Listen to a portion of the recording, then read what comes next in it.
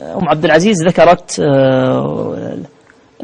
قبلها أم حسين من السعودية ذكرت أنها صلت صلاة وأثناء الصلاة تذكرت أمرا معين فضحكت حتى ظهرت جزء من أسنانها. تقول لم يظهر. وتقول في الثانية لما سئلت على هل شيء من القهقه ذكرت أنها لكنها خفيفة. أما التبسم من غير إظهار صوت فالأصل فيه صحة الصلاة كما هو مذهب عامة أهل العلم.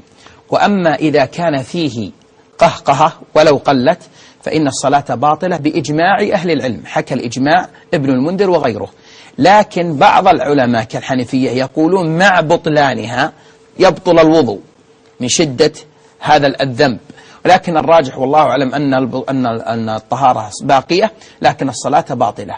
وعلى هذا فمن ضحكت وظهر منها صوت أو ضحك وظهر منه صوت حال الصلاة فإن صلاته باطلة ويجب عليه أن يستأنف، بمعنى أن يعيد ويكبر مرة جديدة. والله تبارك وتعالى. إذن العبرة بخروج الصوت. نعم. ليس بالابتسام. ليس الابتسام، الابتسام لا بأس بها. أحسن الله إليك. مو لا بأس بها أنها لا عدم بطلان، عدم البطلان ولا هو مكروه عند أهل العلم. بطلان. أحسن الله إليك فضيلة